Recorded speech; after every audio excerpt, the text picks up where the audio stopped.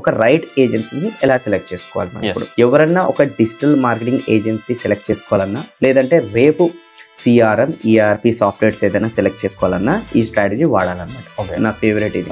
ఒక 10 agencies number అనేది Google నుంచి డిజిటల్ నుంచి సో అండ్ సో సోర్సెస్ నుంచి మనం తీసుకోవాలి. తీసుకొని ఏజెన్సీ నంబర్ కి కాల్ చేయాలి. 1 కాల్ చేసి ఇగో చూడు నా ప్రోడక్ట్ ఇది, నా సర్వీస్ ఇది మార్కెట్ లోకి తీసుకెళ్ళడానికి నువ్వు ఏమేం స్ట్రాటజీస్ అప్లై చేస్తావు అది నాకు చెప్పు. ఓకే ఏమేం స్ట్రాటజీస్? ఒక 5 స్ట్రాటజీస్, టోటల్ బడ్జెట్ ఇంత, థ్యాంక్ యూ సో మచ్, నీకు ఒక 1-2 days లో గెట్ బ్యాక్ అయితే ఇంకొక గంట తర్వాత ఇంకో ఏజెన్సీ కూర్చోబెట్టుకోవాలి. ఇప్పుడు ఆల్రెడీ మా దగ్గర ఇన్హౌస్ టీమ్ ఉంది, ఈ 5 స్ట్రాటజీస్ ఇవి వాడుతున్నారు, ఈ 5 లేని నువ్వేమి ఇస్తావు చెప్పు నాకు అని అడగాలి. ఇంకొక ఏజెన్సీ పిలవాలి. 7 నేను వాడుతున్నా, మా టీం ఆల్రెడీ ఇది వాడుతుంది, నేను అయినా కూడా నేను తీసుకోవాలనుకుంటున్నాను. సో మా టీం చేయండి, నువ్వేం చేస్తాను చెప్పాను. తర్వాత ఇందులో మనకి ఏమవుతుంది 3-4 థింగ్స్ అవుతాయి. ఇందులో 10 ఏజెన్సీస్ తో మాట్లాడితే ఒక్కొక్క ఏజెన్సీ స్పెషాలిటీ ఏంటో తెలుస్తుంది, ఎక్స్పీరియన్స్ ఏంటో తెలుస్తుంది, వాళ్ళు చేయండి వీళ్ళు ఏం చేస్తారో తెలుస్తుంది, ఎవరు బెస్టో తెలుస్తుంది. మనం ఏం చేస్తామంటే ఒకే ఏజెన్సీ పట్టుకుంటాం, అదేదో బ్యాడ్ ఎక్స్పీరియన్స్ అవుతుంది, దాన్ని పట్టుకుని మార్కెట్ మొత్తం ఎట్లనే ఉంటుంది అని చెప్పేసి కూర్చుంటాం.